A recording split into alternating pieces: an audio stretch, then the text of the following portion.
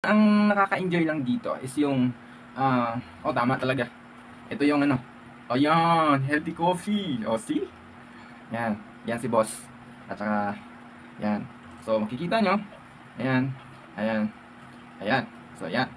So, ang ganda ng packaging. Kung mapapansin yung packaging, nakasilpi siya, yan. Ayan, nandito yung nutrition pad niya for description. So, ito yung pinaka-the best na ano. So, ito, hindi natin ito bubuksan. Kasi ito yung pinakaunang history na product na ipapublish ko by my market, by Mega Market. So, ito yung pinaka i-display ko by history hanggang sa siguro mamatay ako. Yun na lang siguro. Dahil ganun ako ka ano sa mga product, ganun ako ka sentimental value sa mga ganitong bagay. So, kung mahal ko yung work ko by profession, by Mega Marketing Solution, ito yung pinaka the best lahat. Ito yung product. Pwede rin ako magawa ng sarili ko ng coffee.